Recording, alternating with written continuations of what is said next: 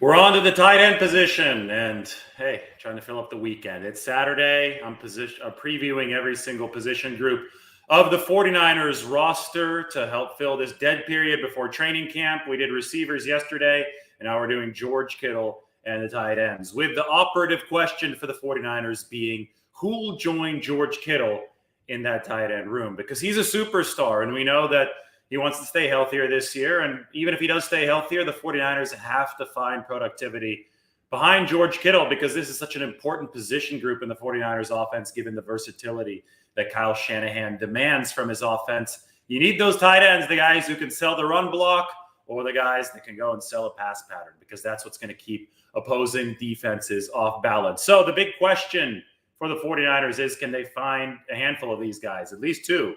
Because George Kittle is a star, and you need more based on the way that Kyle Shanahan runs this offense, especially with Trey Lance as the 49ers quarterback coming up this year.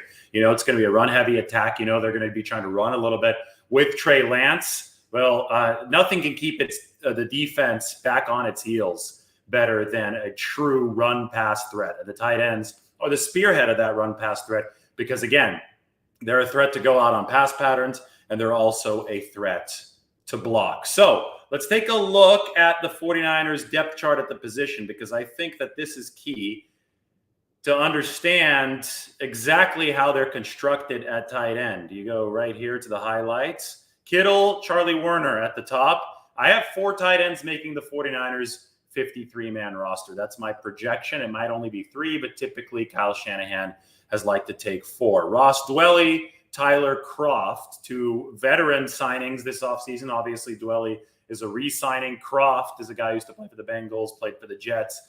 He also is a veteran. He's also really tall. Kroft 6'5" or 6'6". So the 49ers got a big body there in Tyler Kroft. He has produced before. In fact, he had 40-something catches for Cincinnati a few seasons ago. So probably past his prime as far as a career arc, but Kroft has gotten it done before. And the theme for the 49ers has been these vets, signing them this offseason. The re-signing has been Tanner Hudson. He used to play for Tampa Bay. He's got a proclivity to make some one-handed catches, was a fan favorite with the Buccaneers for that reason. Had a one-hander during OTAs that was really nice from Trey Lance. Jordan Matthews, vet, former receiver, wideout, turned tight end. 49ers converted him to tight end, and he is also re-signing. And then Troy Fumagalli, 6'6" guy, another vet that the 49ers added this offseason. So that rounds out the 90-man roster. So let's answer some of these questions about the 49ers tight end position. First one for me, can Charlie Werner become a productive number 2 in the tight end room? Because why don't we open up some of the stats from last season? This is the State of the 49ers wide receiver tight end article. I posted this one for the receiver section yesterday of this video preview. Well, the tight ends, they are interconnected with the wide receiver position, because Kyle Shanahan likes something that I like to call positionless skill position versatility. George Kittle is technically a tight end, but he's going to line out wide. He's going to line up at an actual inline tight end position. And he's also going to line up in the backfield. So he's going to be everywhere. You look at somebody like Deebo Samuel. He's lining up in the backfield. He's lining up at wideout. He's lining up in the slot. Again, positionless skill positions. Kyle Juszczyk is probably the forefather of this for the 49ers as far as examples go. They signed him in 2017. Juszczyk is lined up in the slot. He played slot receiver at Harvard. He's lined up at tight end. He's lined up at wideout. Outside wide receiver. There's been a handful of snaps over the past several seasons for Kyle Juszczyk in that spot. And of course, he's been in the backfield as a fullback, occasionally as a tailback. That's really rare. And a quarterback. Kyle Juszczyk is lined up as quarterback for the 49ers back to his JV high school days at Cloverfield High School, or was it Cloverleaf? Cloverfield or Cloverleaf? Kyle, if Kyle's watching this, he could let me know. Out there in Ohio, though. And I'm going to pop that open in a little bit. Maybe for the running backs video, I could pop open the Kyle Juszczyk origin story. He played for the Cloverleaf Colts in Ohio, south of Cleveland. Anyway, back in his JV days, he played QB, drew up a play on the dirt with like 5 seconds to go for his JV team as a freshman. And he threw the game-winning touchdown pass. So Kyle Juszczyk, he can do it all. And I think that fits really well with the 49ers structure of offense, because they are going for this positionless skill position approach. Anyway, how does that relate to Charlie Werner? Well, I wanted to pop this open. It means that tight ends have to be able to catch the ball, have to be productive and efficient in the receiving game. And as you can see up here, blue is good, red is bad. George Kittle's at the top, right? George Kittle is right behind Deebo Samuel, yards per route run. That's receiving efficiency based on cumulative number of pass routes run. So it's going to give you a much better gauge of how effectively guys working into the pass game and working with the quarterback than just raw receptions, raw yards. Kittle's been a good YPRR, yards per route run guy, throughout his entire career. And there have been years when he's led everybody, including wideouts. He's been better than Julio in his prime at a yards per route run of over 3. Deebo Samuel ranked second last year behind only Cooper Kupp in yards per route run. Kupp was the only player in all of football that was over 3 in this figure. So that gives you an idea of how dominant George Kittle was in his very best years, and maybe his very best years are still in front of him, but injuries slowed it down a little bit last season. Kittle still good, though. 71 catches, 910 yards, 2.21 yards per route run. That's excellent. The problem, though, is that you don't see any other 49ers tight ends on here all the way until you hit Charlie Werner, and he's well below average at 0.68. 5 catches, 52 yards. Dwelly right below him, 4 catches, 51 yards. The 49ers just didn't get enough from tight ends not named George Kittle last year. And, I mean, there's a reason why Kyle Shanahan made sure the 49ers signed Jordan Reed entering the 2020 season. I mean, he salivates over, he dreams about having the very strong 2 tight end attack, kind of like the Patriots did back in the day. Stanford football obviously did a lot of that with Jim Harbaugh. The 49ers with Jim Harbaugh did that with Vernon Davis and Delaney Walker. For an adaptable offense to be at its full potential, to be really firing on all cylinders, you need 2 productive receiving tight ends. So last year, the 49ers didn't have it. So my question is, can Charlie Werner become a productive number 2 in the pass game for the 49ers? Because last season he wasn't. I think he strengthened a lot as far as his physical complexion to be a good blocker, played well in that regard, overtook Ross Dwelly on the depth chart. But the 49ers need to complement George Kittle in the pass game. And my question is, can Charlie Werner do it? And if Werner can't do it, well, it's going to be a tale of veterans for the 49ers next season. I know Werner's a veteran, but all these guys that I'm listing here are no longer on rookie contracts. You've got Ross Dwelly, you've got Tyler Kroft, you've got Tanner Hudson, you've got Troy Fumagalli, and of course, you have Jordan Matthews. Will one of these players step up to bolster the 49ers tight end room? The 49ers, I think, by signing all these vets, have created a high floor situation. The ceiling might not be all too high outside of George Kittle, but at least the floor is relatively high. And the floor is important because these guys are going to have to run block. And you're going to need man strength to run block because you're often going to be going up against very powerful, strong defensive ends. And defensive ends normally eat tight ends for lunch. But the 49ers, well, and the league as a whole with the tight end position growing in stature. And by the way, why is the tight end position growing in stature? Well, this might be one of the reasons why the tight end position is growing in stature. Tight end U, I was out there in Nashville. I'm in Franklin, Tennessee right now, but not too far away in Nashville. Just a couple weeks ago, one of the few reporters out there, we brought you a nice piece from tight end U. There's Dallas Clark, former tight end. Used to catch a lot of passes out of the slot from Peyton Manning. It was a really, really cool event. They're the QBs, Josh Allen, CJ Beathard, Zach Wilson. But anyway, as the tight end position has grown in stature here over the past few years, it's become increasingly important that I think just for the sake of schematic football, it's been increasingly important for offenses to be able to have capable guys that not only can catch the ball, right? That's so important in this age of pass-happy football, but who can raise the floor and be good run blockers because they're going to have to take on those defensive ends. So with the tight end position becoming a bigger focus in the game, thanks to guys like George Kittle, thanks to tight end U, thanks to how Kyle Shanahan utilizes them, I think you're seeing more tight ends be able to take on some of these powerful, just freakish defensive ends, at least for long enough to allow some of these offenses to continue clicking. And, when you toss a rookie out there, when you throw him out there with the Wolves, it's probably not going to be pretty against some of these powerful defensive linemen. But because the 49ers have focused on that crew of veterans at the tight end position, bringing in big-bodied guys like Tyler Kroft.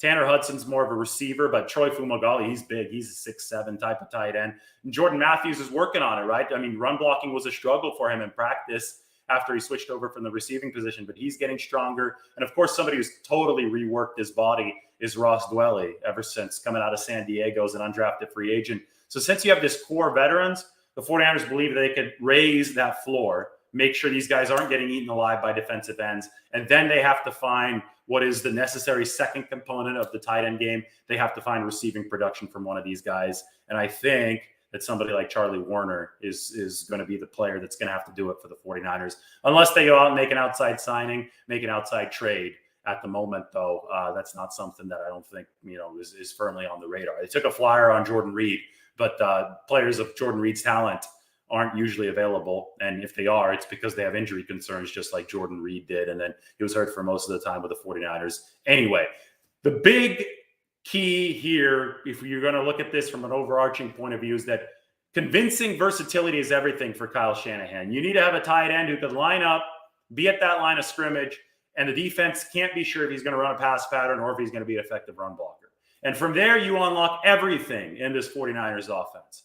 Schematically, the defense is on its heels. Shanahan has them where he wants them to be, and he has manipulated the defense because they cannot predict what the offense is doing, thanks to his positionless skill positions, thanks to his tight end versatility. And that's what it all comes back down to. George Kittle can obviously do it all, but can somebody else approximate that? Can somebody else come up with the versatility that the 49ers need to have that on two tight end spots? And I think that's going to be really big for Trey Lance here in this year. All right, let me take a couple of questions. Asking about Charlie Warner. Yep. Smash the like button, says Mike. And obviously hit that subscribe button as well. Can Dwelley have a breakout season? I think it's a lot less likely that Dwelley has a breakout season. I think Dwelley's maxed out his body as far as strength goes. He's done so much impressive work in the strength room ever since he came out as a skinnier undrafted free agent. And Dwelley's, such a technically solid player for the 49ers, but he was a UDFA, and you wonder, okay, he's got good hands. He does everything right, but has he hit that ceiling, right? Has he hit the ceiling of a guy that was an undrafted free agent? Not everybody's going to be like Kittle, fifth rounder, diamond in the rough, that was actually a first round talent. So last year, Dwelley was surpassed on the depth chart in all effectiveness by Charlie Warner. So the question is, if you're talking about Dwelley having a breakout season, I think it's more salient to say, can Charlie Warner have a breakout season? Because he's been on the more recent upward trajectory. Mike asks, if Kittle goes down, do you believe there might be a massive issue in both the run and pass game? Absolutely. Whenever Kittle's gone down, the 49ers offense has struggled. So Kittle, you have to hope that he stays healthy. He's doing all he can to strengthen his ankles, his feet. He's got the whole maze of balance beams and stuff out here on the farm, not too far from here where I am in rural Tennessee right now for the offseason. But, George he's a tough player, and he plays a physical position, and he's got to stay healthy because the inside-out adaptability, the run-pass adaptability, convincing versatility for Kyle Shanahan is so important to this offense. It's no coincidence that the 49ers really struggle cohesively offensively when Kittle's not in there. So they need Kittle to stay healthy. There's a reason they're paying him max money for a tight end, right? Because he's so important to the offense, and it's going to be an issue if he does get hurt. You can insulate it a bit if somebody like Warner steps up, but I think even if Kittle's healthy, you need Charlie Warner, Ross Dwelley, one of those veterans to step up, because two tight ends is so important for Kyle Shanahan. Kendrick Bourne was indeed an undrafted free end. Which San Francisco tight ends attended Tight End U this year? Everybody except Ross Dwelley and Charlie Warner were there. So Fumagalli, Croft, Jordan Matthews was there. Jordan Matthews actually went to Vanderbilt for his college ball. I talked to him at Tight End U, and it was at Vanderbilt. So he's back at his old stomping grounds, which was pretty cool. Same thing if Kyle Juszczyk goes down. Yes, another versatile cog of this offense. It's like a really difficult to find customized piece for an engine in a sports car, right? You can't just stick a new fan in there if George Kittle or Kyle Juszczyk goes down. There's a reason why you pay both of those guys max money at each of their respective positions, and that's because they're so important to the 49ers offense. So injuries hurt in football. It's the bottom line. You just can't see too many of them, or else your playoff chances or your Super Bowl chances are going to take a major, major hit. If Jordan Matthews has been working hard early on in his tight end tenure, he had trouble blocking those bigger guys. There's no way around it. At practice, we saw it. He's trying to get stronger. And I think that, he's a student of the game. He's got the man strength now. He's an older veteran. Yes, there is a chance he makes the team if he's put on the strength and the ability to do, the blocking component of the game at a tight end's level. That's what's so hard about this position. You have to do both. You have to run pass patterns and you have to block. Who do you believe will be tight end number 3? I think Tyler Kroft. I would put my money on Kroft. He's done it before, 30-plus catches for Cincinnati. I think, you look at the way it projects right now. I think you have obviously Kittle, then you have Warner, then Kroft. Maybe Kroft usurps Warner, maybe Dwelly number 4. We'll see if Fumagalli, Jordan Matthews, one of those guys makes a move, but that would be my prediction. All right, everybody, hit that subscribe button, hit the like button, do whatever you need to do. I'm even here coming to you on July weekends with content. So that's how seriously we take it over on this channel. Everybody, thank you very much. Everybody have a great rest of your Saturday.